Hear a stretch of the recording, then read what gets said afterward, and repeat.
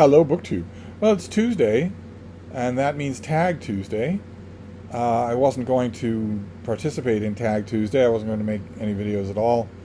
Today I am rather distracted today, but I think it would probably make me feel better to do.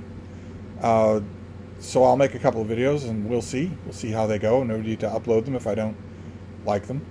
But there are a lot of tags going around, and there's one in particular that more and more people in my email have been asking me to do, and that is the Mid-Year Freakout Tag.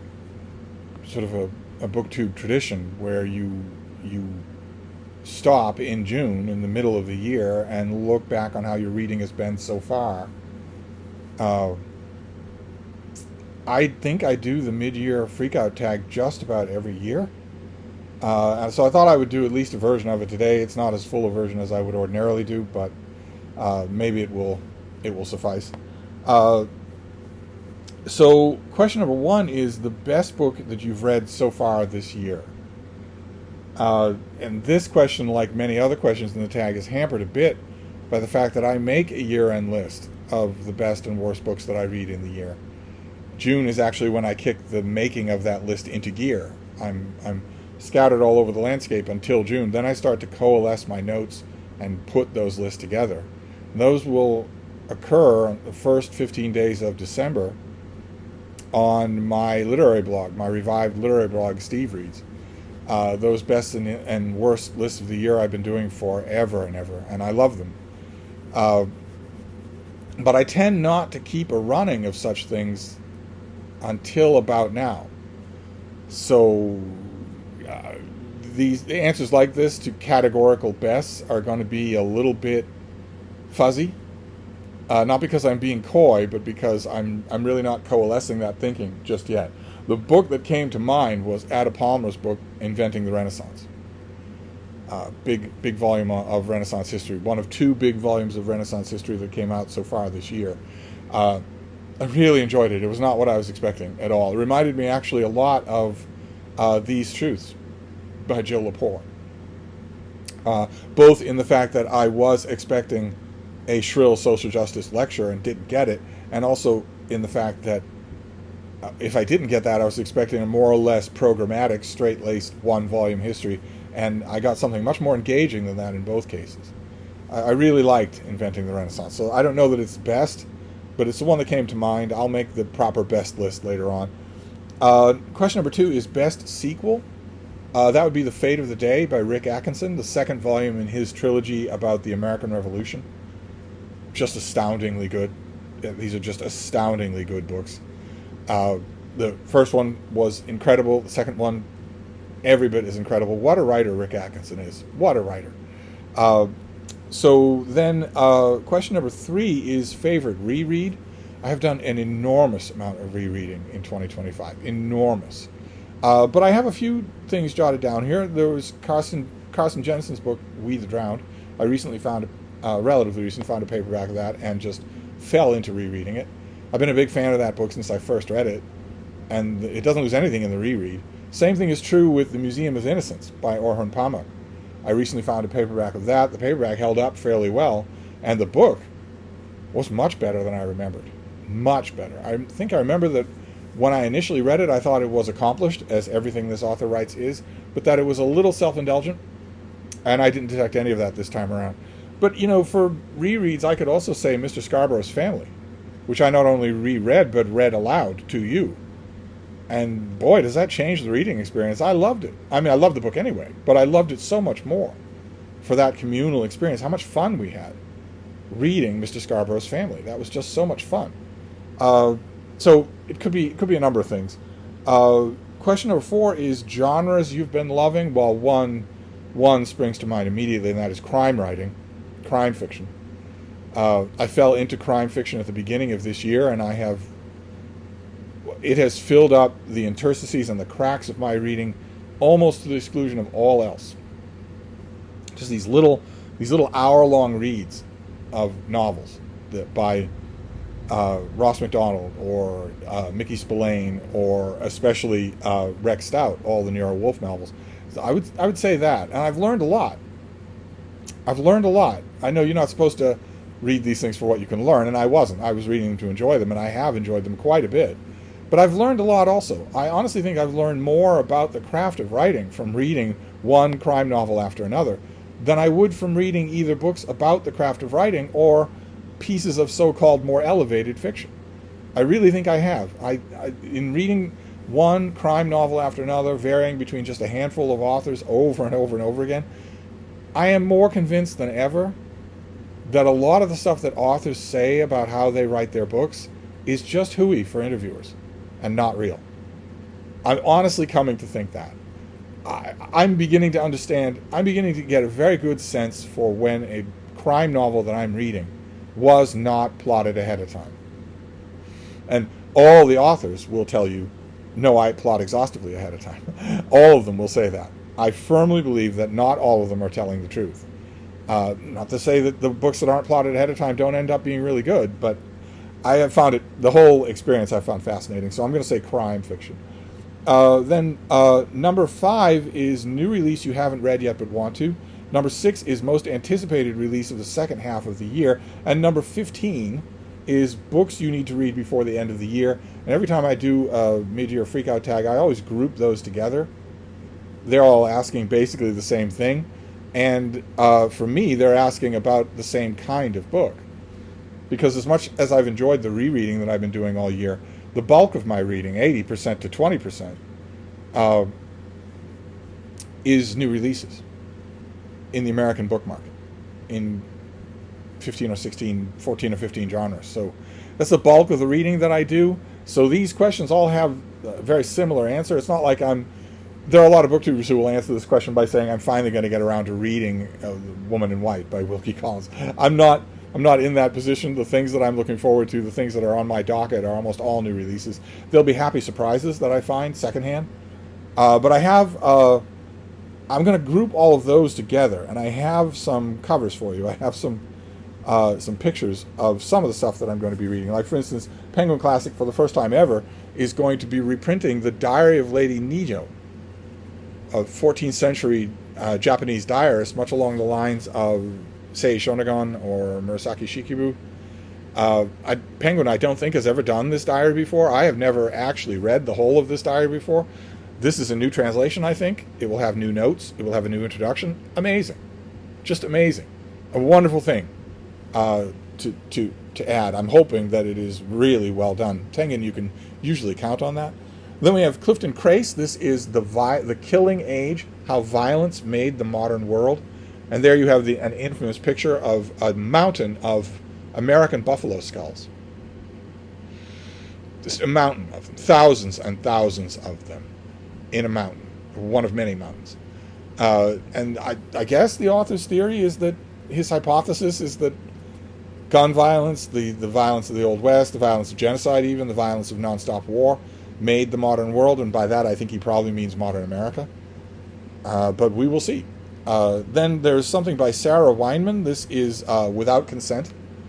And it is a history of the courtroom trial in the 1970s and also the people involved in that trial on the subject of marital rape.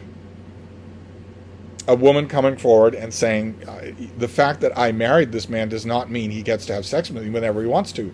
It doesn't remove my volition. And if he does that against my will, it's rape, whether we're married or not. And even in the late 1970s, most of the country thought that was a nonsense concept. And if I remember correctly, in the trial, he was almost instantly acquitted.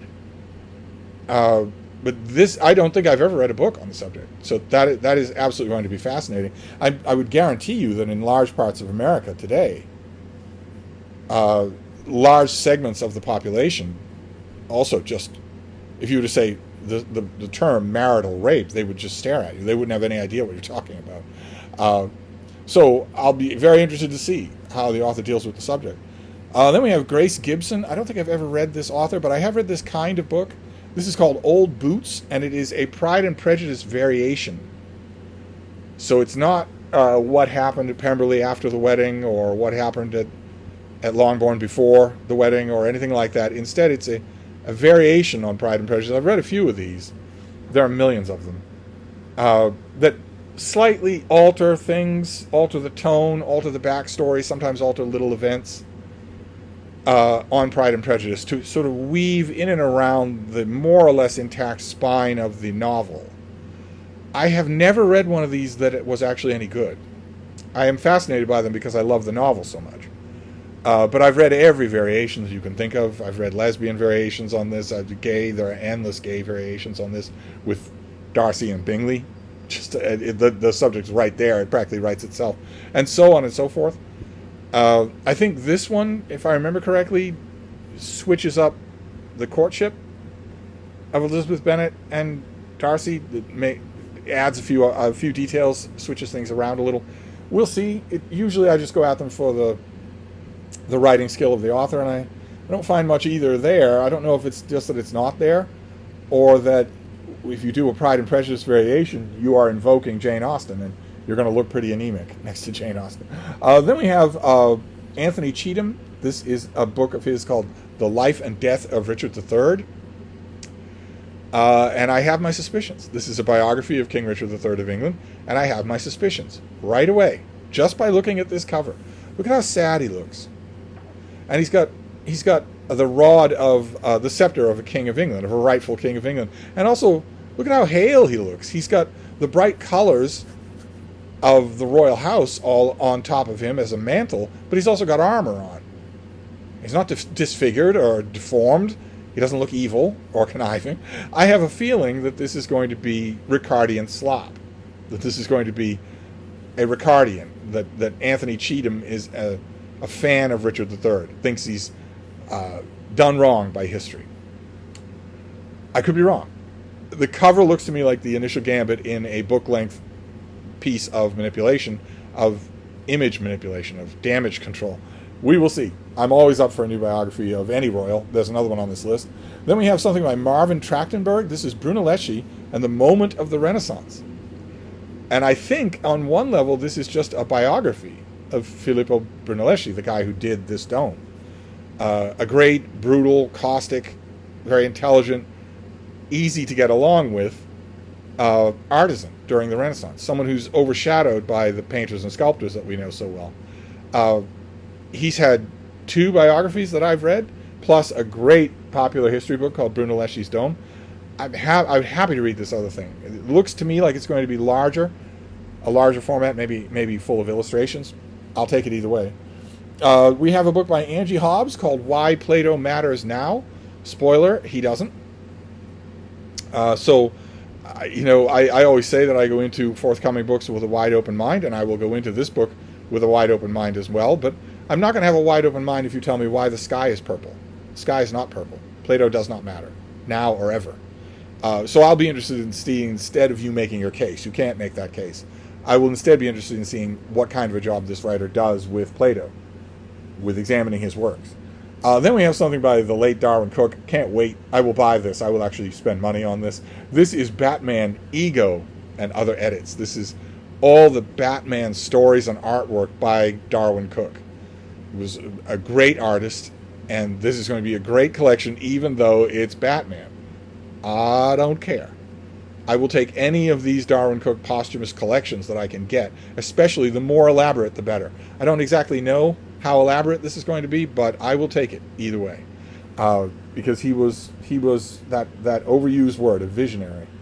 Then we have something by David Brown. This is In the Arena. This looks to be a biography of Theodore Roosevelt, just soup to nuts. So, police commissioner, vice president, president, trekking in Africa as just the colonel.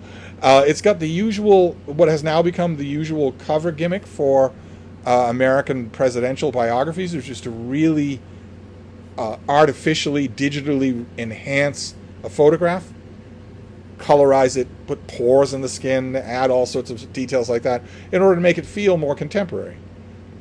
Fine by me. I believe this will be the only standalone full-dress biography of Theodore Roosevelt this year, and one of surprisingly few American presidential biographies. I think there are only going to be a handful of them this year. But I'll take it either way. Then we have another royal biography. This is by Gareth Russell, who wrote Young and Fair and Damned, or Young and Damned and Fair. A really good book on Catherine Howard, the youngest and dumbest of Henry VIII's wives. This is his new book, The Six Loves of James I. So yet another book about James I. This is, I think, the third that I've encountered in the lists and the publisher catalogs. Great, fine by me. James III was he's a notoriously slandered figure in popular press, in popular biography, and it was only comparatively recently, just about 15 years ago, that I realized that a book actually made me think how much of that is trustworthy, and how much of it is just anti-Stuart propaganda. For a man whose claim to the throne of England was hardly solid. It's not really going to matter to me what angle Gareth Russell takes with this figure. That's really not going to matter to me, because he is really good. He's a really good writer, so I'm not going to care either way. Then we can finish up. This is just brief. Of course, I could go on forever and ever. This next one is by Tim Lebbon, and it's another new Conan novel, Conan: The Songs of the Slain. It's a prose novel. It's not a graphic novel of any kind. It's just it's coming out, I think, next month, and it's on my list. I'm reading all the new hardcover novels of Conan the Barbarian. I really wish that I weren't. I really wish that instead of reading 2 hardcover novels a year, I was reading 10 mass market paperbacks a year. I think that would be a lot more cost effective. I mean, in most cases, the problem there would be paying the writers, getting writers to write the books for what would have to be a lot less money. Except when it comes to Conan, I think a lot of writers would be perfectly willing to take the hit. I know some writers who would be perfectly willing to work for basically an honorarium if they could get a Conan novel in print. And the Robert E. Howard estate and Titan Books must know that. So they're doing these big hardcovers. I kind of wish they weren't. But anyway, those are just a handful of the books that are coming out this year. Those 3 questions. Then question number 7 is biggest disappointment. So far, that would be the New Yorker turns 100 in 2025, and to mark the occasion, they are doing far less than I wish they were. They did 2 big volumes at the beginning of the year. One enormous volume collecting 100 years of short stories. New Yorker is famous for its short stories. And then the other volume that they did in a companion big green volume was 100 years of poetry. Different editors for the 2 volumes. And I wish that they were doing more. I wish that there were 100 years of nonfiction pieces. And I also, of course, wish there were a hardcover volume with 100 years of cartoons. It doesn't have to be oversized. They could be a 4-volume set. It would sell, that 4-volume set would sell like crazy at Christmas time. You could ask $200 for it, and you would sell out at Christmas time. But as far as I know, there are no plans to do those 2 other volumes. And the short story volume had its ups and downs, but it was really, really well done. It was meant to be what a 100-year anniversary volume should be. Look back on the tradition of this amazing accomplishment. Most literary magazines last famously 10 years. They don't last 100 years. I love that. And I was hoping for the same in the poetry volume, but no. The editor of the poetry volume decided to make it a social justice experiment. He decided to right wrongs and sit with Rosa Parks and shame his readers and shame and also heap scorn on the magazine itself, the magazine that employs him and gave him the honor of doing this. And when I first started reading the volume, I thought, oh, please tell me you're not going to do this. A 100-year anniversary volume comes only once. You're going to waste it on this kind of virtue-signaling posturing? On this kind of finger-wagging in the eyes of the people who pay for the volume? And I thought he'll turn it around. I thought, no, that it can't possibly be that way, and it was that way. It was just a colossal disappointment. Not just because, like everyone else in the world, literally everyone else in the English-speaking world, I am sick of that attitude. I am sick of that approach to anything, whether it's movies or comic books or anthologies or fiction. I'm sick of having fingers wagged at me. Not only that, but also because the New Yorker has an incredibly rich poetic tradition, and you will not see it in that volume, which is what the whole volume is for. That's the purpose of a 100-year-old volume. So that was a huge disappointment. Question number 8 is the biggest surprise. That would be Helen Garner, a big fat collection of her diaries and personal writings called How to End a Story. I thought it would be fragmentary and self-indulgent, and I loved it. Just loved it. What a mesmerizing reading experience. So there are many. I've had many surprises this year, new books and secondhand books. A couple of Nero Wolfe stories have really surprised me. A bunch of stuff that I've reread, especially when it's been a long time, has really surprised me. But that also surprised me. I was expecting it to be a big block of nothing, and instead it wasn't. Then, let's see here. Question number 9 is favorite new author, debut, or new to you. For this, I can nominate a debut. This has not been a good year for fiction, debut or otherwise.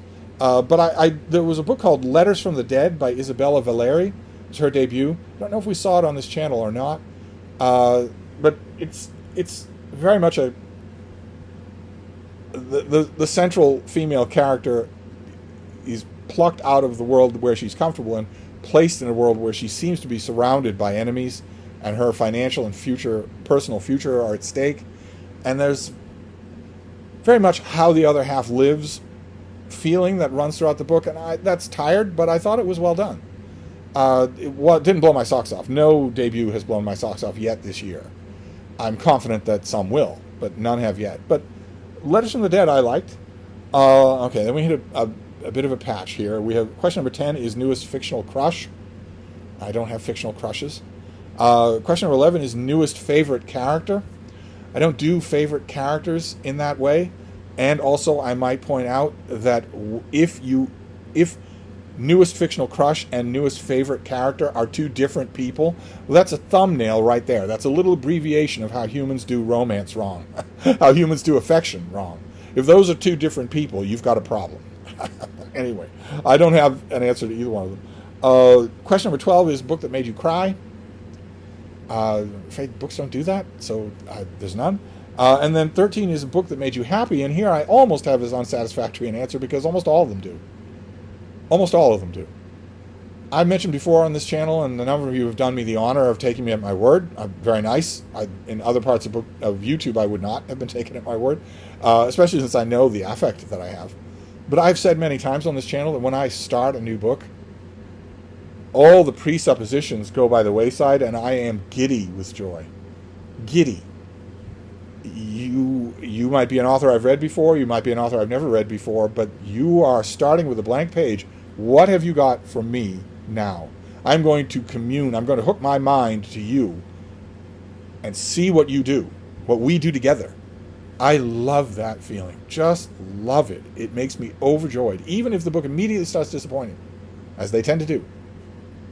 They all make me happy in that way. And then some of them keep the ball up in the air the whole time, which is great. Usually not. Usually they fail in some way or another. Sometimes more severely than others, but usually they do. But still, even the failures, there's that engagement that I love so much. So the answer to a book that made you happy is that almost all of them did. Almost all of them do. Then question number 14 is the most beautiful book you've received or bought. This is one that I got props for because one of you sent me these. These deluxe Dune Messiah and Children of Dune. These things are absolutely gorgeous. They have original end papers on the front. There's a Guild Navigator. And they've got the sprayed edges, of course, de rigueur in 2025. But they've also got original artwork on the other end papers, a different original artwork, just amazing. Here, let me show you the one for Children of Dune. There is Leto and Ghanima and Alia of the Knife. There we have this one here, which is one of the opening scenes of the book, those dire wolves.